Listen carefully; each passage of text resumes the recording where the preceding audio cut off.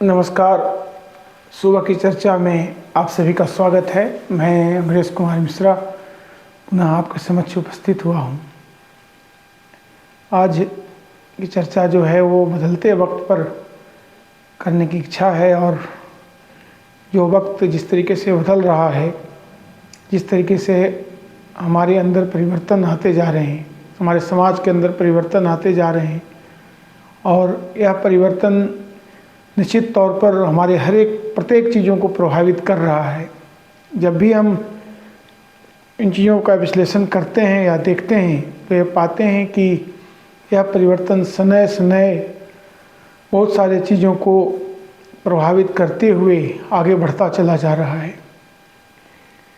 जिस व्यक्ति ने भी अगर इन पे थोड़ा सा भी गौर किया हो, किस प्रकार से युग का परिवर्तन होता है, वो अपने ज़िंदगी में भी देख सकता है।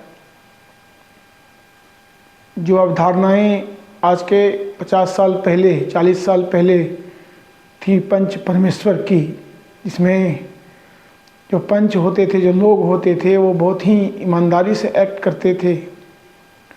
और जितने मामले अभी लॉ कोर्ट्स में आते हैं, जो मुकदमे प्रतिदिन हो रहे हैं, चाहे वह फौजदारी हो या दीवानी हो, उसकी संख्या बहुत ही कम थी। शायद ही एका दुक्का मामला फौजदारी या दीवानी में जाता था, और सारे समस्याओं का समाधान गांव में, घर में, मोहल्ले में बैठ करके सुलझाया जाता था। परंतु आज का यह दौर ऐसा है कि कोई किसी का बात मानने को तैयार नहीं। और सबसे बड़ी विडंबना तो यह है कि कानून का ज्ञान भी बहुत कम लोगों को है।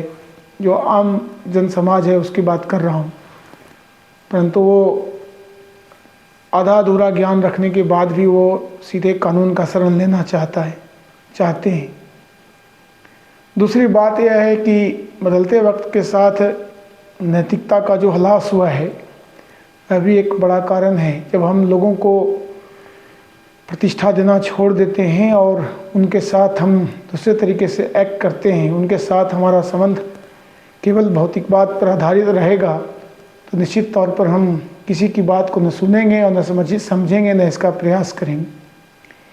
तीसरी बात है कि आज का जो एजुकेशन सिस्टम है वह मशीनबद्ध रूप से केवल यंत्र को पैदा कर रहा है, और वह यंत्र केवल कमाने की विधा, किस प्रकार से कमाई किया जाए, किस प्रकार से धन का अर्जन किया जाए, इस पर ज़्यादा ही अपना दृष्टिपात कर रहा है। किस प्रकार से पैसे बनाए जाएं, किस प्रकार से धन को जोड़ा जाए, किस प्रकार से समाज की सेवा की जाए, या शायद ही कहीं बचा हो। और समाज सेवा के चादर को ओढ़ करके लोग एक दूसरे को धोखा देना चाहते हैं। आज इस पे यह प्रवृत्ति इतनी बलवती है कि आप छोटा से छोटा काम करना चाहें, बड़ा काम को तो आप भूल ही जाइए, छोटा काम भी अगर आप करना चाहें तो आप यह देखेंगे कि जो प्रतिमान आपने स्थापित करने का प्रयास किया, मान लेते हैं कि आपने किसी पे ट्रस्ट करने का प्रयास किया, निश्चित तौर पर आपको वहाँ धोखा प्राप्त होगा। आज हर घर में, हर समाज में, हर गांव में, हर मोहल्ले में, हर शहर में यह बात सामने आती है कि आप किसी पे विश्वास नहीं कर सकते। भौतिकवाद का जो चकाचौंध है उसके कारण लोगों में एक तरह की होड़, किस प्रकार से हम उसको प्राप्त कर लें, या होड़ जो सामने आया है, इस होड़ के कारण लोग एक दूसरे को भूलते चले जा रहे हैं और ये दोषारोपण दूसरे पे करते हैं। जब व्यक्ति स्वयं में फेल होता है, जब अपना उसका खुद कर्म नहीं कर पाता और जब वह फेल होता है, तो वह उसका दोष दूसरे पर दे करके आगे बढ़ना चाहता है। इस निरंतर दोषारोपण, आरोप प्रत्यारोप से समाज विध्वंस होता जा रहा है, और लोग इस बात को भूल रहे हैं कि यह समय जो निरंतर बीतता चला जा रहा है, एक दिन काल के गर्त में उनको भी लेकर चला जाएगा। हम जब भी सोचें, हम जब भी कोई काम करें, तो इस बात को सोचें कि हमने ऐसा क्या काम किया है जिससे वो प्रतिमान स्थापित हो रहे हैं, जिसके आधार पर 4, 10, 20 लोग उस आदर्श को फॉलो करेंगे और समाज का, लोगों का कल्याण होगा। आज के जगत में बस एक ही चीज़ सर्वाधिक बलवती है, वह यह है कि किस प्रकार से दूसरे को धोखा दे करके, दूसरे को परेशान करके अपना धनार्जन किया जाए और स्वयं सुख से रहा जाए। हालांकि सुख तो उसे भी हासिल नहीं होना है, इसलिए कि अगर वह जिस पर भी जिसके साथ भी वह रहेगा वह उसी समाज में से उन्हीं प्रवृत्तियों से निर्मित हो सकता है कि उसी प्रकार का धोखेबाज हो जो अगले से जुड़ करके उसको भी धोखा दे। जिस प्रकार से उसने धोखा दे करके दूसरे को छल करके परेशान कर करके उसने धनों का अर्जन किया है। लोग भूल जाते हैं कि जब लाल किला का निर्माण किया जा रहा होगा, जब ताजमहल का निर्माण किया जा रहा होगा, तो उसके मालिकों ने यह नहीं सोचा होगा कि यह उनकी जो संपत्ति है जो बना रहे हैं वो उनके हाथ से निकल करके एक विदेशी चोर उचक्के के हाथ में चला जाएगा। जो ब्रिटिश जिस प्रकार से उन्होंने यूनियन जैक अपना उस पर फहराया था, उन्होंने अधिकार किया था, उनकी हैसियत ही भला क्या थी। एक चोर उचक्की कंपनी इतने विशाल देश में आकर के सत्ता स्थापित कर ली और यहाँ के राजे राजवाड़ों नवाबों को हरा करके स्थानापन्न करके खुद निजाम और सारा कुछ यहाँ का वो बन गए। तो यह दिखाता है कि यह जो समय है किस प्रकार से स्नेह स्नेह आपकी सत्ता आपके हाथ से निकलती चली जाएगी। आप उस सत्ता का अगर सदुपयोग नहीं करेंगे तो आपके हाथ में पश्चाताप के अलावा और कुछ नहीं रहेगा और इतिहास के पन्नों में आप उस प्रकार ही जाने जाएंगे जिस प्रकार से लेटर मुगल्स काल में राजे राजवाड़े जिनको उन चोर उचक्कों ने हटा करके कंपनी का शासन स्थापित कर लिया था। तो आप आज देखिए कि यह विशाल संपत्ति ताजमहल और लाल किला किन के पास है और वो बनवाया किन के द्वारा गया था और किस शोषण के आधार पर उसका निर्माण शायद किया गया होगा या नहीं किया गया होगा। जो भी किया गया होगा यह तो तर्क का विषय है, परंतु यह संपत्ति तो किसी शहंशाह के द्वारा बनवाई गई थी, परंतु वह विभिन्न हाथों से होकर आज लोकतांत्रिक भारत के हाथों में है। तो उस प्रकार से आज जिस चीज़ के लिए आप भी विह्वल हैं, जो आप करना चाहते हैं, वह आपके साथ नहीं जाएगा। संगात स्वर्ग न गच्छति, साथ में स्वर्ग कुछ नहीं जाता, सारा चीज़ यहीं रह जाता है।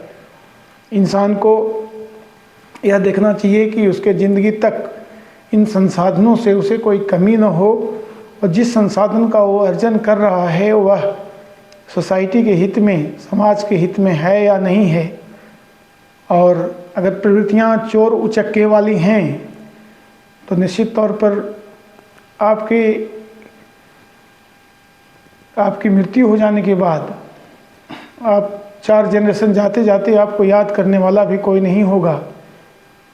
आप याद करें कि आप बहुत सारे लोग आए और गए, परंतु कितने लोगों का नाम स्थायी रूप से स्मरण लोगों के द्वारा किया जाता है, लोग भूलते चले जाते हैं। इस परिस्थिति में अगर आप उन प्रवृत्तियों को बढ़ावा देंगे और अपने अंदर उन कलुषित प्रवृत्तियों को लाएंगे जिसमें पूरा संसार आपका ही हो जाए, तो आप एक घृणित रूप में याद किए जाएंगे और याद से विस्मरण भी कर दिए जाएंगे। कर्मों को सुंदर किया जाना जरूरी है। जब हम किसी से भी मिलते हैं तो जब हमारे अंदर स्वार्थ होता है तो हम इधर उधर की बात करके पुनः अपने स्वार्थ पर आ जाते हैं। तो जब भी आप किसी से मिलें या किसी के पास जाएं तो अपने स्वार्थ को किनारे रख कर के जाएं और मुलाकात ऐसा हो कि अगले व्यक्ति को यह एहसास हो कि यह निश्चित तौर पर मेरा कुशल क्षेम जानने के लिए आया था या ऐसे ही मिलने के लिए आया था। इसके पास अपने स्वार्थ नहीं थे, अपने वेस्टेड इंटरेस्ट नहीं थे। अगर आप किसी से मिलेंगे और केवल स्वार्थ की बात करेंगे तो आपका जो महत्व है वह कमता चला जाएगा। लेकिन इस सांसारिक जगत में कभी कभी व्यक्ति को ऐसे कार्य भी करने पड़ते हैं जो कभी कभी वह निंदित रूप में जाना जाता है, परंतु अगर आप किसी चीज़ को काउंटर करेंगे, मान लेते हैं कोई व्यक्ति को किसी से काम है, अगर वह अपना काम न कहे तो उसका काम की पूर्ति भी नहीं हो सकती है। तो यह ज़रूरी है कि वह अपना काम भी अगले के सामने रखे, परंतु उसका वह काम जस्टिफाइड होना चाहिए और वह कार्य ऐसा नहीं होना चाहिए जिसमें वह किसी को हरास, किसी को परेशान करने की इच्छा रखता हो। और सिंपल भाषा में वो फेवर सीख नहीं करने चाहिए जिस फेवर से किसी दूसरे को डिस्टेबलाइज किया जाए, अस्थिर किया जाए, दूसरे को परेशान किया जाए। आपके अंदर इन चीज़ों की व्याप्ति होनी चाहिए कि आप क्या करेंगे, किस तरह से करेंगे, किस तरह से लोग आपसे जुड़ेंगे और उनको आपसे किस प्रकार से लाभ प्राप्त हों। निरंतर केवल अपने लाभ में रत रहने वाले लोग को यह समाज निश्चित तौर पर पहचान लेता है। अपने आचरण में व्यक्ति को इन चीज़ों को समाहित करना चाहिए। हम जब भी सुबह सवेरे उठते हैं तो दिन भर का खाका हमारे मन में होता है कि आज हमें क्या करना है। तो क्या करना है, तो जो भी कार्य किए जाने हैं तो आप सारा कार्य परमात्मा को समर्पित करके करें और कर्म से फल का त्याग करके करें। अगर आप सारा चीज़ उस अजन्मा अविनाशी पे छोड़कर करते हैं, समाज हित में, अगले के हित में, दूसरे के हित में अगर कार्य को आप करते हैं तो वह शुद्ध होता है। अगर वह कार्य इरोनियस भी है, अगर वह गलत कार्य भी है जिसमें मोरल टर्पिट्यूड मतलब अगर ऐसा कुछ नैतिकता को ठेस पहुंचाने वाला कार्य भी है परंतु व्यापक हित में है, जो आप अपने लिए ना कर करके किसी दूसरे नीडी के लिए करते हैं, बहुत सारे शास्त्रों में, बहुत सारी विधाओं में उसको भी सत्य कहा गया है, सही कहा गया है। परंतु जिस व्यवस्था और जिस देश में आप रहते हैं उसके कानून का पालन किया जाना अनिवार्य है। अगर आप कानून का पालन करते हैं और उसी के पेरीफेरी में रहते हैं, उसमें क्या कहा गया है, क्या कानूनी है, क्या गैर कानूनी है, तो सम्यक रूप से उसका अनुपालन भी अत्यावश्यक है। सामाजिक सरोकार भी अत्यावश्यक है, अपना नैतिक विकास भी आवश्यक है। परंतु इन सभी के बीच हर वक्त उस परमात्मा का जो मैंडेट है जिसमें उसने अपनी आकृति बना के आपको भेजा है, तो जन कल्याण करने के लिए, प्रकृति का सहयोग करने के लिए, संपूर्ण भूतों के कल्याण के लिए आप कौन सा कार्य करेंगे यह देखा जाना आवश्यक है। निस्संदेह यह आसान नहीं कि आप सदैव अच्छा ही कार्य करें या बुरे कार्य का विरोध करने की शक्ति आप में सदैव ही हो। परंतु अगर आप अंदर से अच्छे व्यक्ति हैं, बुरे कार्यों को विरोध करने की इच्छा आपके अंदर है, तो आपके जो कर्म हैं उसमें वह प्रदर्शित होगा और आपका कर्म सुंदर होगा। तो बस इतना ही कहना चाहता हूँ कि आप जो भी कर्म करें मनन करके करें और कर्म से फल का त्याग, जो मैं पहले से कहता आया हूँ, सर्व कर्म प्लस त्यागो प्राहुष त्याग विचक्षणा। जो व्यक्ति कर्म से फल का त्याग कर देता है और जो निर्लिप्त होकर करता है, नमाम कर्मणि लिम्पन्ति नमाम कर्म फले स्पृहा इति माम यो विजानाति कर्म विघ्न सुबुध्यते। तो जो व्यक्ति जब परमात्मा स्वयं कहता है कि वह कर्म में नहीं बनता है और वह सारा कर्म बिना लिप्त हुए करता है, अगर वह काम ना भी करे तो चलेगा, परंतु कर्म इसलिए करता है कि लोग उसका अनुकरण करते हैं। यदि हाय निवर्तेय चातु कर्मन तंद्रितः मम वर्तमान वर्तन्ते मनुष्य पार्थ सर्वसः।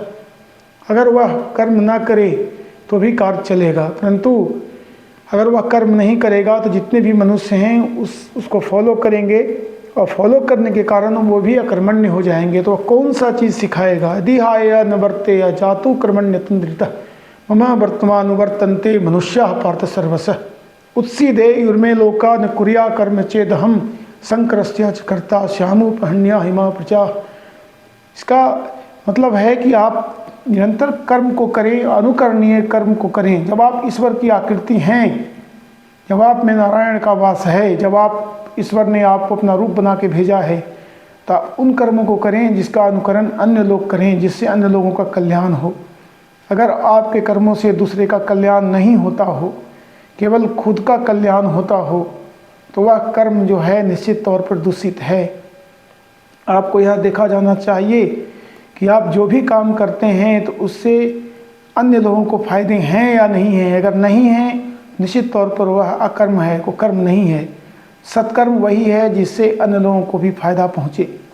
तो आप निरंतर इन चीज़ों का अभ्यास अपने स्तर से करें। सुबह सवेरे की चर्चा में मैं उम्मीद करता हूँ कि आपको अच्छा लगा होगा। हमारी बातों को अगर आप लाइक करते हैं तो चैनल को लाइक करिए, सब्सक्राइब करिए, और अगर आपका कोई बहुमूल्य टिप्पणी हो, कमेंट हो, तो उसको भी कमेंट सेक्शन में लिखिए। तब तक के लिए इजाज़त दीजिए। धन्यवाद। नमस्कार।